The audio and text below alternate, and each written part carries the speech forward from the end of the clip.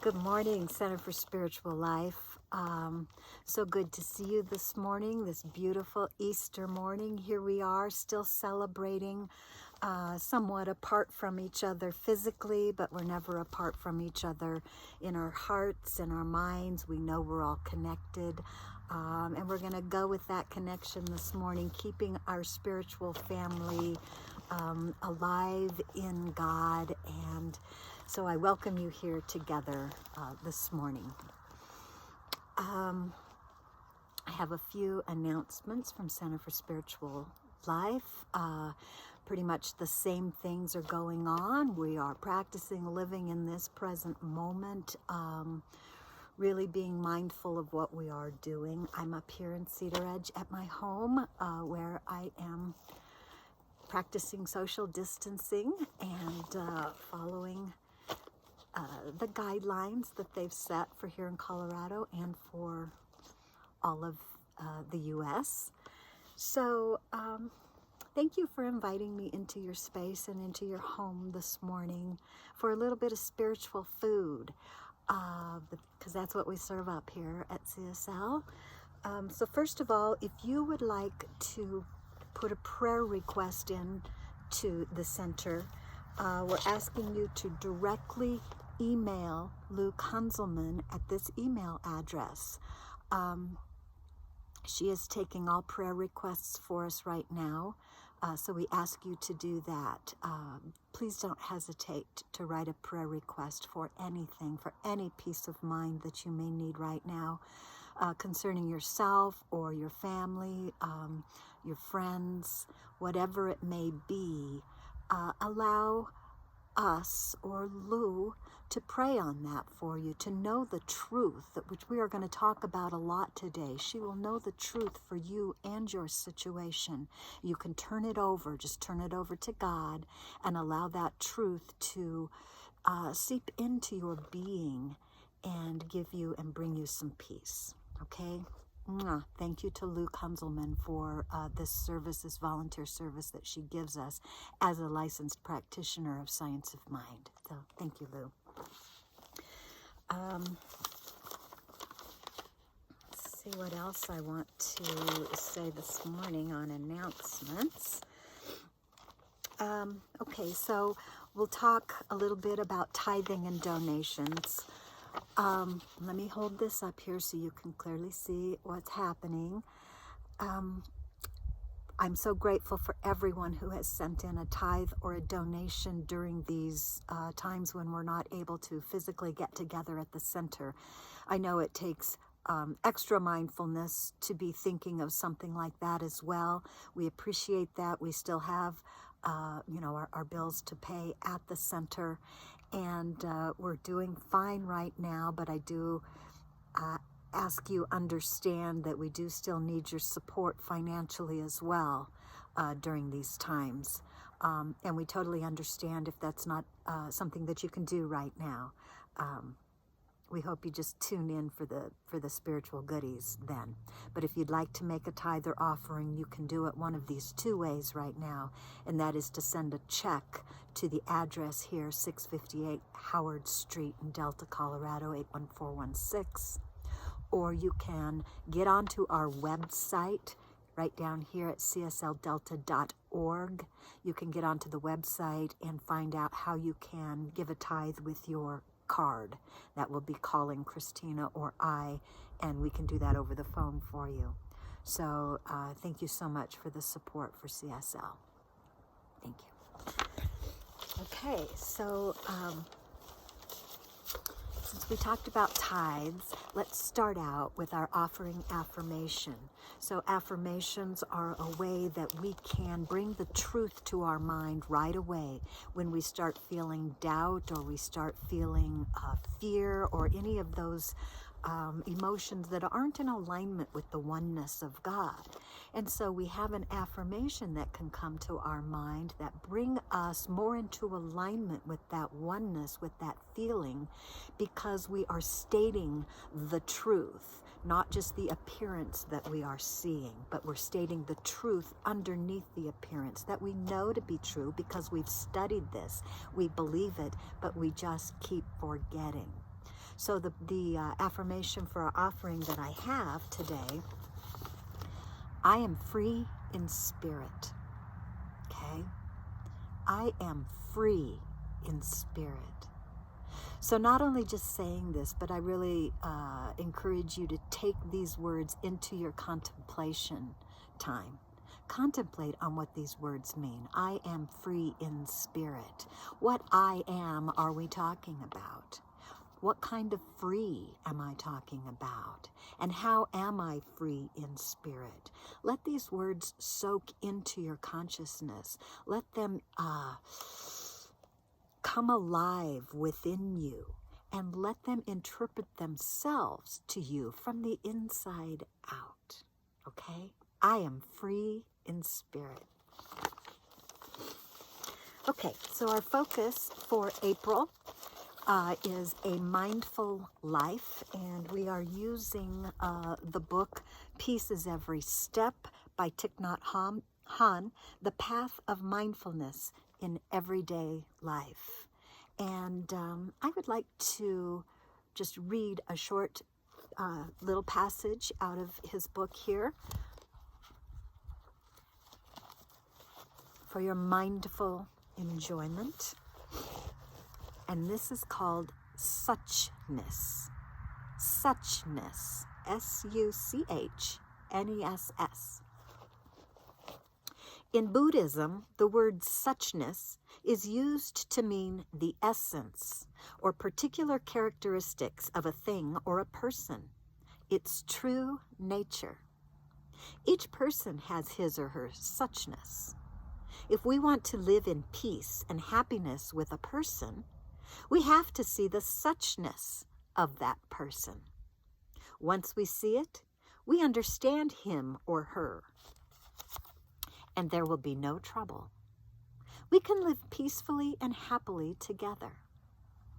When we bring natural gas into our homes for heating and cooking, we know the suchness of gas.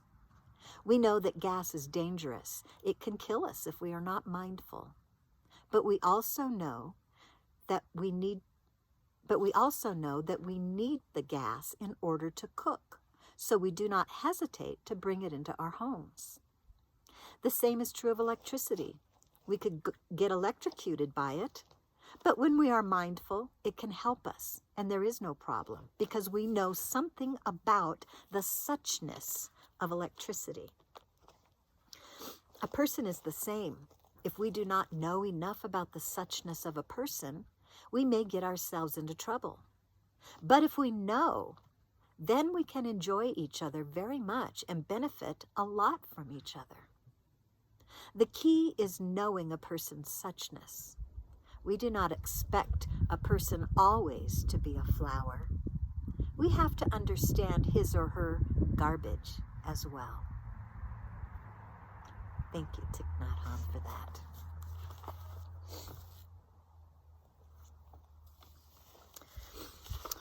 So I would like to state our vision and mission as CSL together. Let's always keep that in the forefront of our mind. Why we gather as a group. What are we doing together as a group? So just get relaxed here for a minute. Settle into a center space if you can, if you've created that area this morning for your spiritual practice. However that works for you.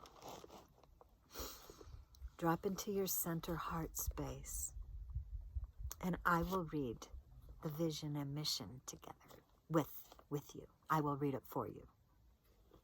This center offers a path for awakening to the realization of oneness, open hearts, inspired life, empowered love.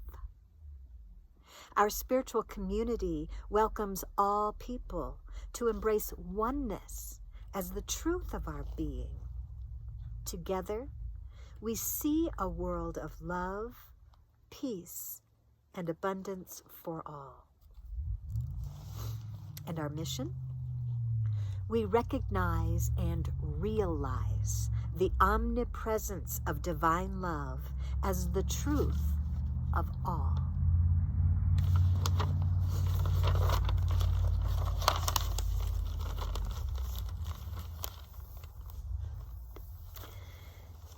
So today I would like to offer, it's Easter, and in order to celebrate Easter in our New Thought movement, it's just a little bit different in a traditional Christian church. Today I'm going to offer a chapter out of the book Talks on Truth by Charles Fillmore. Charles Fillmore is a founder of Unity, the Unity movement. And he wrote this book, Talks on Truth, kind of as a study guide in metaphysics. And I'm going to read a chapter called Jesus Christ's Atonement. Okay? How does that sound? That sounds really churchy, doesn't it? Jesus Christ's Atonement. Okay? So, let's write a little bit of notes that I wrote myself about this chapter. This book presents the scientific side of Jesus's teaching on cosmology, on the origin of the universe. It's an esoteric Christianity. And this reading gives us a new way to look at the words of Jesus, a new way to look at the sinning nature of man and the resurrection of Christ, which I thought was just perfect for Easter Sunday. This book is labeled as esoteric Christianity because it interprets Jesus and all he stands for and he teaches from a spiritual perspective, spiritually discerning Jesus's teaching beyond the mere words to the intention and meaning behind them, uncovering a new philosophy for living a spiritual life through following the teachings of Jesus, instead of merely repeating his words, actually following the teachings. It's a metaphysical Jesus, a Jesus as a mystic. Jesus realized his oneness with God and revealed it to us and the steps to get there. So I hope you enjoy this chapter. It's a lot of reading. This is your metaphysical message for the day, your Easter message. And let me just say that I have also posted some websites where other New Thought, bigger New Thought churches will be live streaming their Easter service this morning. So I invite you to get in on one of those great services as well. This will be some heavy-duty metaphysics for those people who love the deep stuff. Here it is, Charles Fillmore, Talks on Truth. Jesus Christ's Atonement, or At-One-ment. There may be found in the traditions of nearly all peoples reference to a time when man was in a state of consciousness very much superior to that which he now manifests. In the Hebrew scriptures, that superior plane is symbolically described as the Edenic state. Okay? Edenic state. And the departure from that place in the divine economy is called the fall of man. Of late years, we have been taught in the new metaphysics that there never was a fall of man, that man never fell, that his creation was spiritual, and that he is just as spiritual today, as he ever was or ever will be. Of man as an idea in divine mind, this is true. But that but that there is not a harmonious manifestation of that idea clearly indicates that there has somewhere been a lapse in man's evolution. When by study of himself as mind and finding his place in being with a capital B, man gets away from the sense consciousness, the five senses. He rises into a mental atmosphere where he sees the relation of ideas in divine order. This perception can be attained by anyone who will detach his thinking ego from the world of phenomena and let his free ego float out into the universe of causes. It has been attained by thousands in every age, and their testimony is worthy of careful consideration. When man touches in mind this plane of causes, he sees that the discords of humanity in body and affairs are the direct result of disorder in his relation to creation. He sees that there has been, through man's power of free thought, a most vital and far-reaching departure from the divine idea of his being. Man cannot thwart the divine plan, but by virtue of his own creative or formative power, he can turn his part of the work in that plan out of its true course and impede the consummation of it. This has been done, and we exist today in a state of lapse, so far as our relation to God and the orderly movement of God's idea in creation are concerned. So we have to admit that the fall of man is, in a measure, true. When we understand this fall, we shall perceive more fully why certain conditions that prevail are so incongruous in a world where a good and perfect God is supposed to rule. Material science says that evolution is the order of nature, and that all the silent records of Earth, as left by departed races, testify to a steady rise of man from lower to higher conditions. A large number of metaphysical writers and teachers have fallen into this line of thought and have assumed that the records of man's evolution, as found in archaeological and geological research, bear testimony to his mind evolution, and that the experiences through which he has passed are in the divine order of creation. We must accept this, reconcile it, or expunge it. We accept the testimony, but we say that it is but the evolution of man out of a lapse from divine order and creation, and that it is no part of the original divine plan, any more than a fall into a muddy swamp would be a necessary part of a journey to a beautiful city. Man is the Son of God, whose methods are harmonious in bringing forth its ideas. Man is God's idea, a self-conscious entity, having in embryo all the faculties and powers of that from which it came forth.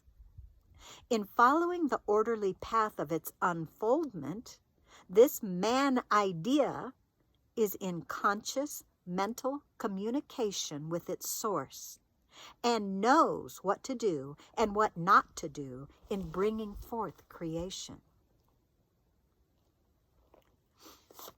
And this is in parentheses from Scripture. And Jehovah God commanded the man, saying, Of every tree of the garden thou mayest freely eat, but of the tree of the knowledge of good and evil, do you see that's duality? Thou shalt not eat of it, for in the day that thou eatest thereof thou shalt surely die. The Garden of Eden, or paradise of God, is in the ether, the invisible. And we see that the fall of man antedated. It happened before the formation of this planet as we behold it geologically. Jesus recognized this when he said, parentheses, or not, it's quotation, sorry. And now, Father, glorify thou me with thine own self, with the glory which I had with thee before the world was. Okay, hang with me here. We are by birth a spiritual race, and we should never have known matter or material conditions if we had followed the leadings of our higher consciousness.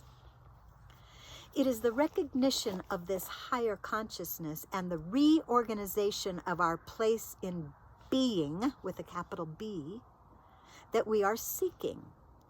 We are emerging from the darkness of Egyptian bondage. We see the promised land and we want to know the shortest way to it. That way is the Jesus Christ way. The demonstration of Jesus relates him to us in a metaphysical sense, because it is only by a study of states of consciousness formed by thought that it can be understood. That's spiritual discernment. Okay? We have been taught by the church that Jesus died for us as an atonement for our sins. By human sense, this belief has been materialized into a flesh and blood process in which the death of the body on the cross played the important part. Herein has the sense consciousness, the five senses, led the church astray. That spiritual things must be spiritually discerned seems to have escaped the notice of the church in forming its scheme of atonement. At the root of the church's teaching is truth. Jesus of Nazareth played an important part in our opening the way for every one of us into the Father's kingdom. However, that way was not through his death on the cross, but through his overcoming death. I am the resurrection and the life, he said. To comprehend the atonement requires a deeper insight into creative processes than the average man and the average woman have attained, not because they lack the ability to understand, but because they have submerged their thinking power in grosser thought stratum, in the sense vibration, the vibration of the five senses or duality. Being, from the standpoint of pure mind, being with a capital B, from the standpoint of pure mind, can ever understand the atonement and the part that Jesus played in opening the way for humanity into the glory that was potentially theirs before the world was formed. The tendency of thought emanation is to crystallize about the form that it is made, and in spite of the struggles of the man ego, to hold it. We can readily see how a whole race might be caught in the meshes of its own thought emanations, and through this drowsy ignorance of the man ego, remain there throughout eternity, unless a break were made in the structure and the light of a higher way let in. This is exactly what has happened to our race. In our journey back to the Father's house, we became lost in our own thought emanations. And Jesus Christ broke through the crystallized thought strata and opened the way for all those who will follow him. By so doing, he made a connection between our state of consciousness and the more interior one of the Father. Okay? The presence within us, the Father, the kingdom.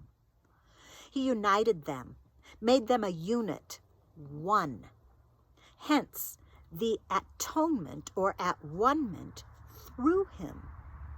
He became the way by which all who accept him may pass over to the new consciousness.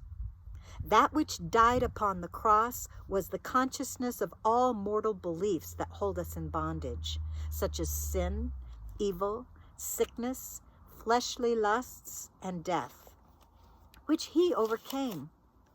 I have overcome the world. Jesus' overcoming made a great rent in the sense consciousness and opened a way by which all who desire may demonstrate easily and quickly.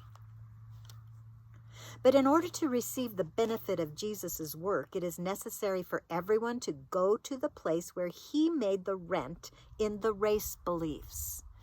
This is fascinating to me.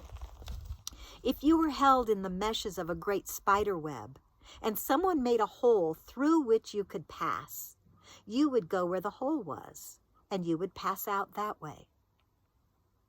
The same rule holds good of this breach that Jesus made in the limitations of sense that hold the race in bondage.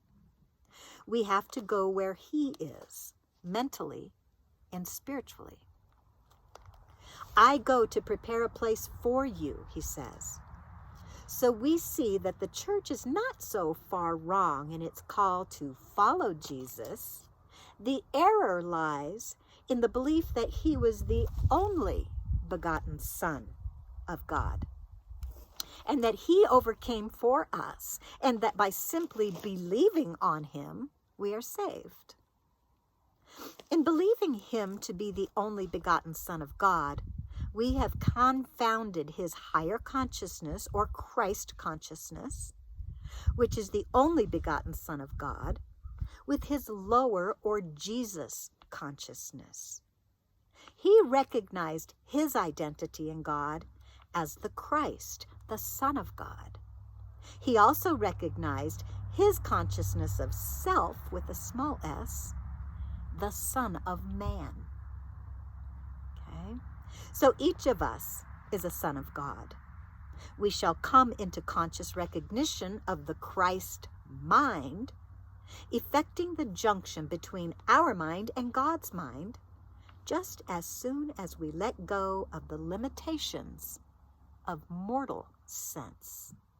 Okay? The five senses, duality, the world, separateness from God.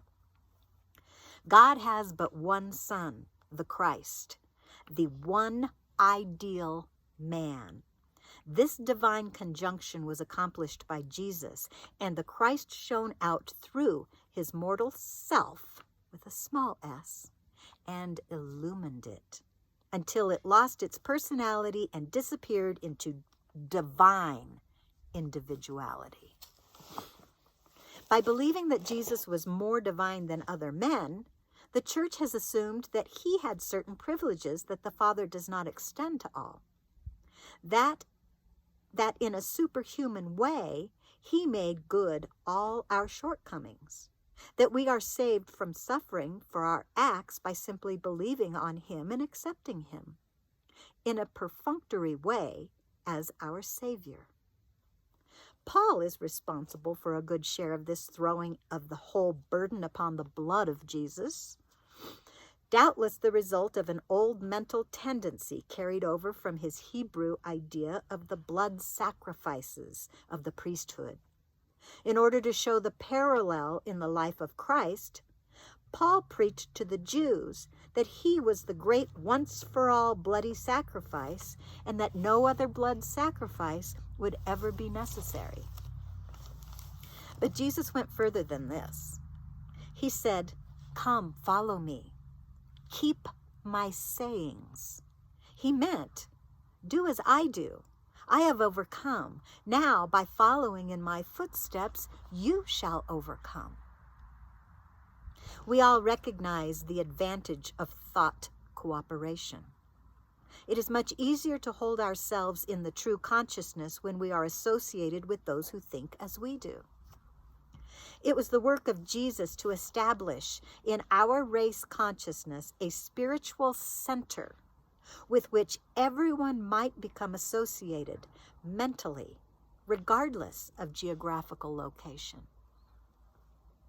He said to his disciples, "I go to prepare a place for you, that where I am, there ye may also be."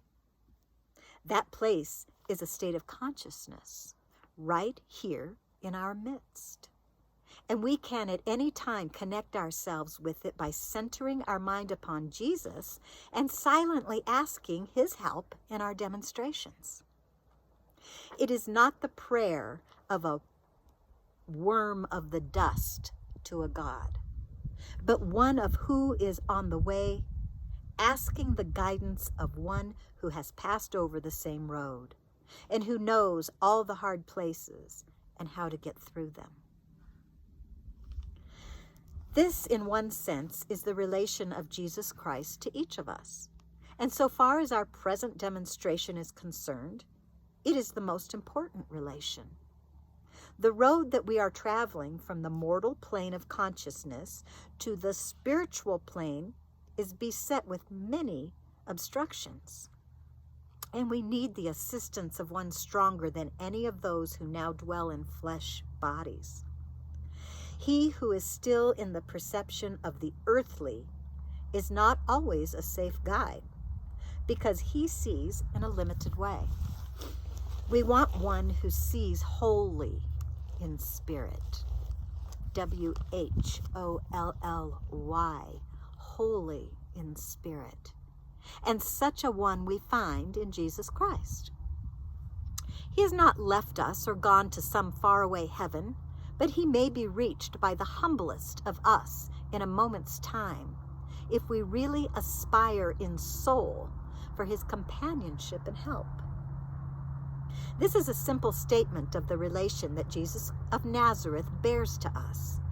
Yet, he was more than Jesus of Nazareth, more than any other man who ever lived on the earth. He was more than man, as we understand the appellation in its everyday use, because there came into his manhood a factor to which most men are strangers. This factor was the Christ consciousness. The unfoldment of this consciousness made him God incarnate, because Christ is the mind of God individualized. Christ is the mind of God individualized, and whoever so loses his personality as to be swallowed up in God becomes Christ Jesus, or God-man. We cannot separate Jesus Christ from God or tell where man leaves off and God begins in him. To say that Jesus Christ was a man as we are men is not true, because he had dropped that personal consciousness by which we separate ourselves into men and women. He was consciously one with the absolute principle of being with the capital B. He had no consciousness of separate from that being. He was that being to all intents and purposes. Yet he attained no more than is expected of every one of us, that they may be one even as we are, was his prayer. It is all accomplished through the externalization of the Christ consciousness, which is omnipresent and ever ready to manifest itself through us as it did through Jesus. This principle has been perceived by the spiritually wise in every age, but they have not known how to externalize it and how to make it and to make it an abiding state of consciousness. Jesus accomplished this, and his method is worthy of our adoption because, so far as we know, it is the only method that has been successful. It is set forth in the New Testament, and whoever adopts the life of purity and love and power, there exemplified in the experiences of Jesus of Nazareth, will in due course attain the place that he attained. The way to do this is the way Jesus did it. He acknowledged himself to be the Son of God.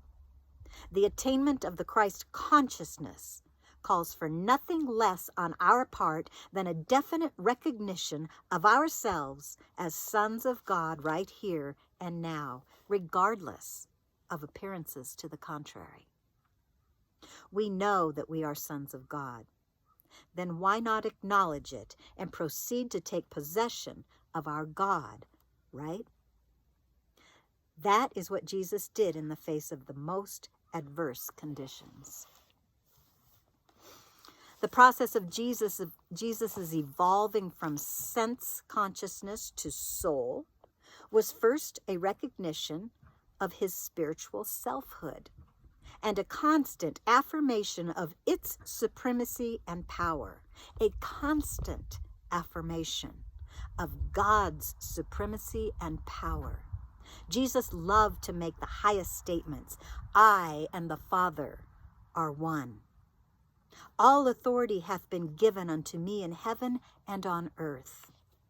He made these statements before the resurrection, so we know that he was not fully conscious of their reality. But by the power of his word, he brought about the realization. Next in the process was that the constant cleansing of the consciousness through denial or fasting. He prayed much alone and fasted. He was being tempted on every side, within and without, and was always overcoming.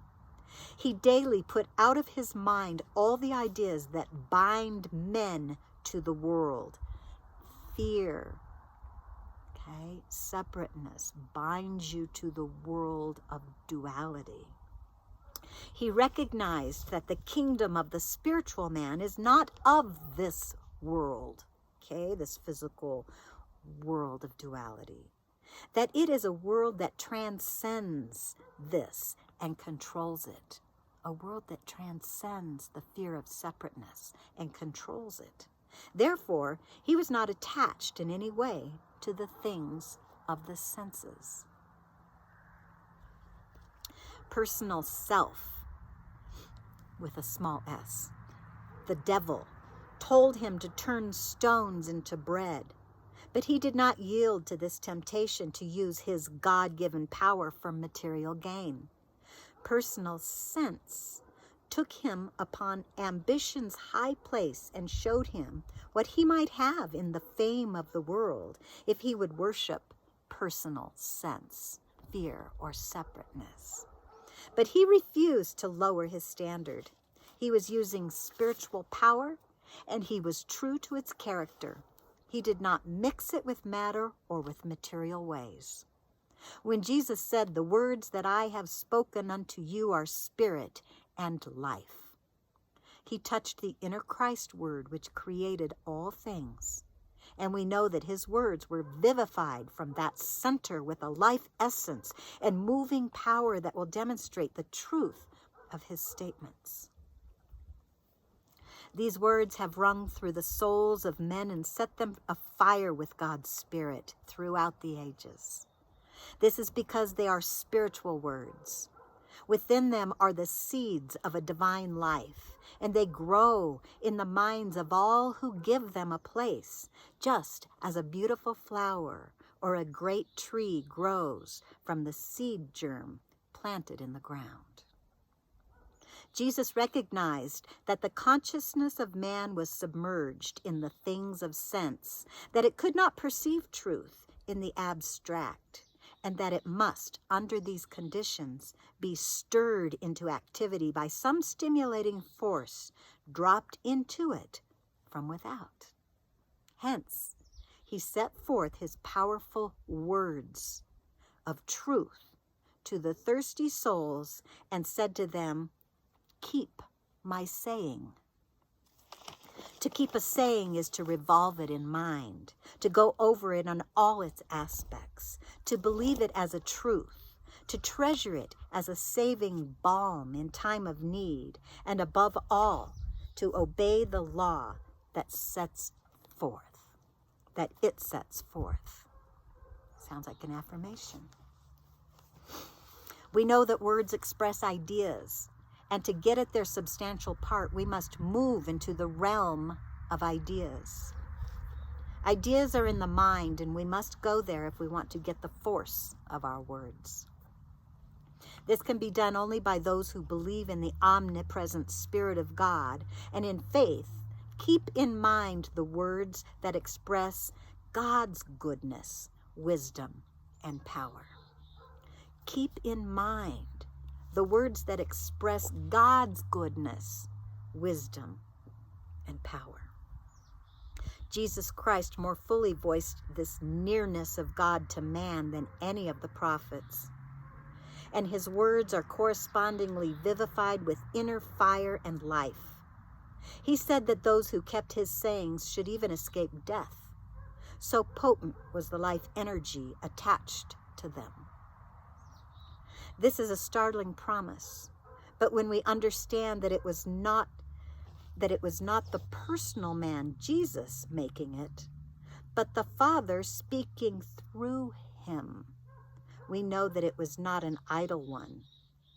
For he said, speaking to his disciples, "The word which ye hear is not mine, but the Father's who sent me." This is the reason why these words of Jesus endure, and why more and more they are attracting the attention of men.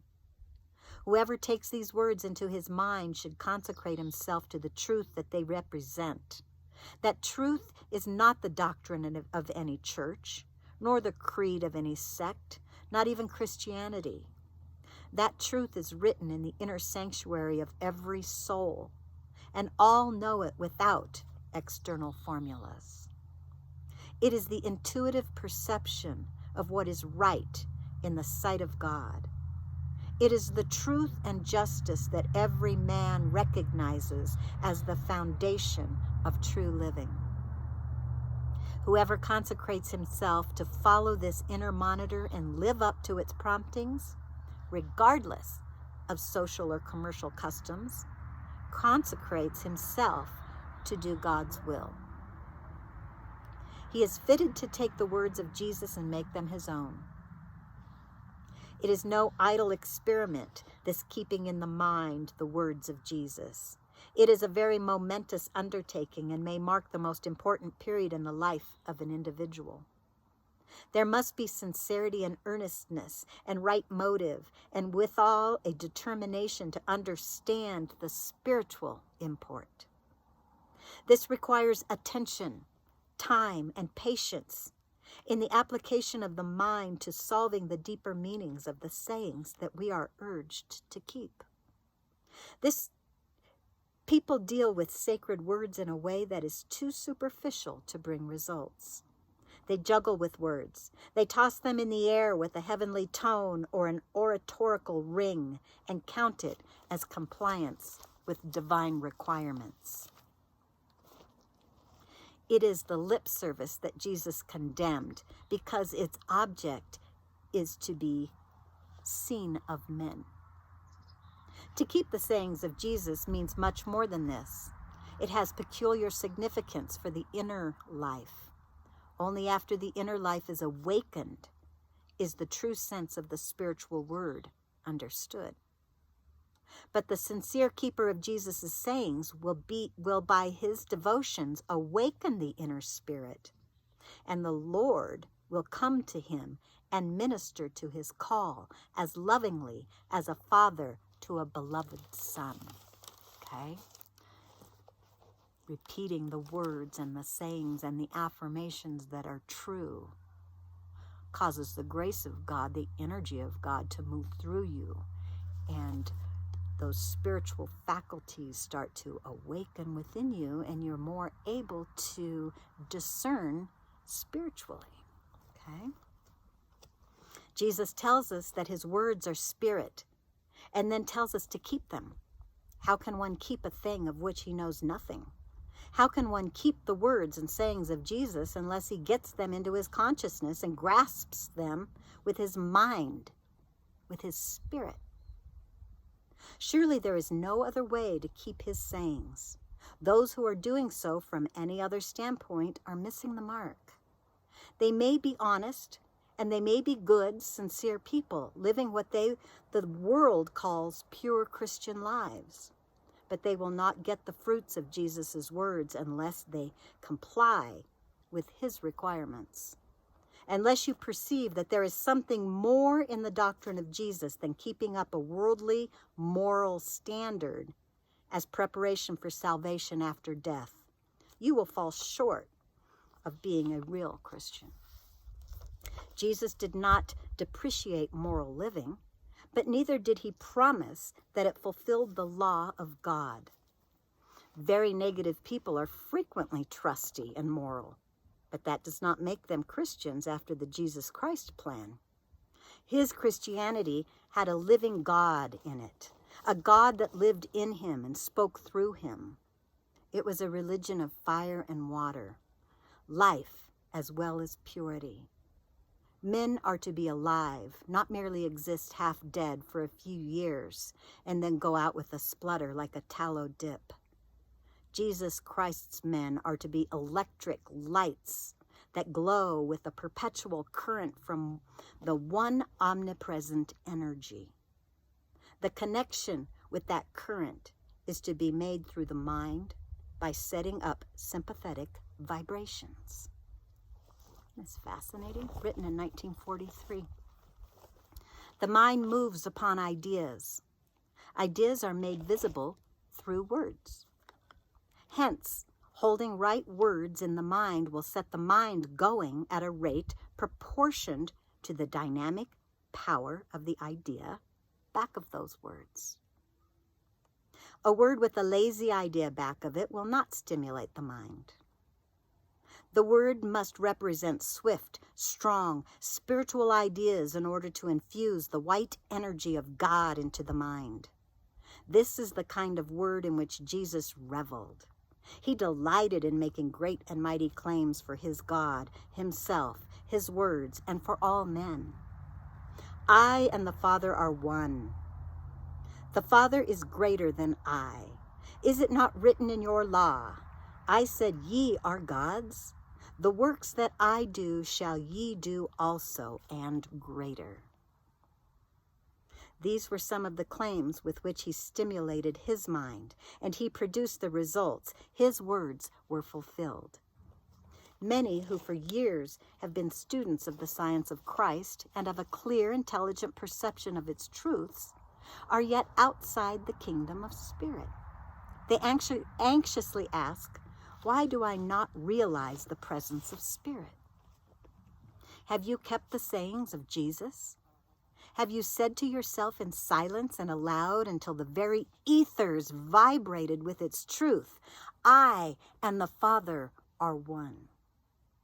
Have you opened the pores of your mind by mentally repeating the one solvent of crystallized conditions, I in them and thou in me? This means mental discipline day after day and night after night until the inertia of the mind is overcome and the way is opened for the descent of spirit. The personal consciousness is like a house.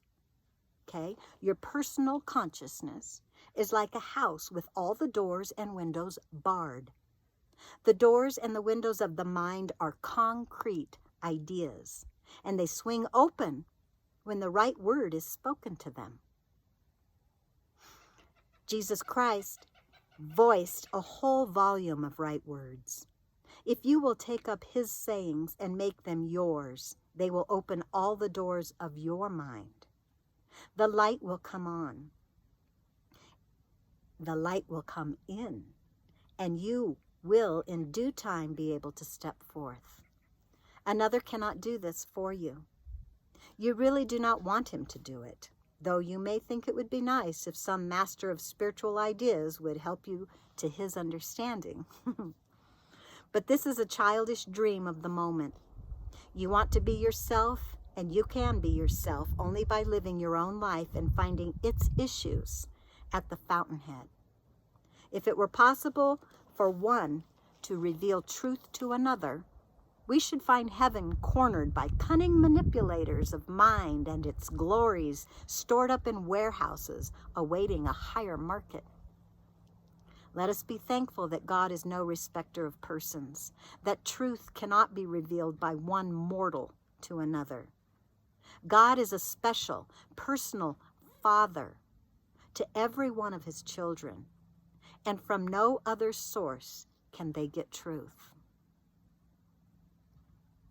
Jesus Christ, who has clearly revealed the Father in his consciousness, may tell all men how it came about. He may point the way. He may say, I am the way and the truth and the life. But there is always a condition attached to its realization. One must exercise faith, keeping his sayings, and follow him. Summed up, it means that by adopting his methods, one will find the same place in the Father that he found. If a man love me, he will keep my word, and my Father will love him, and we will come unto him and make our abode with him. So that's the Easter, that's the metaphysical Easter message, a little bit of different view of Jesus and what he stood for, and how Charles Fillmore saw it, the co-founder of Unity. So that was a lot, and it's very deep, and I'm glad that it's recorded because you could stop it and go over it again, or try to have some of it sink in. I want to end with our repetitive affirmation here. And while we're reading it, I'm going to put it up here. And while we're reading these repetitive affirmations, which I think I'm going to have to read off of the paper here, notice they start with I am. I am.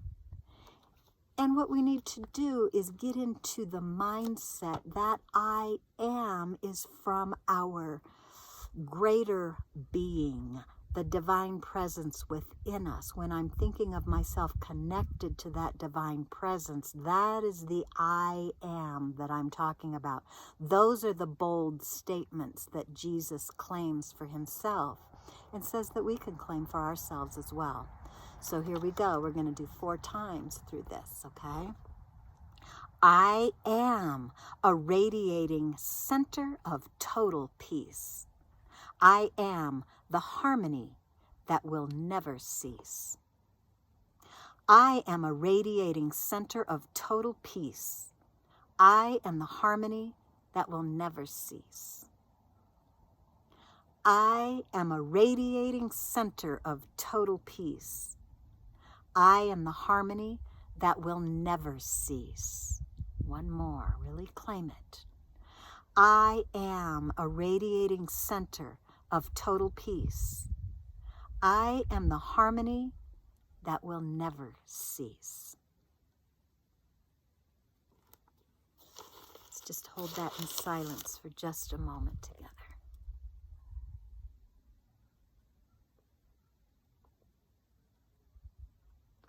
So again, we've come to the end of our time together this morning, this beautiful Easter morning with CSL. Thank you for joining us. Do check out the other websites that maybe has some Easter services live streaming for your enjoyment.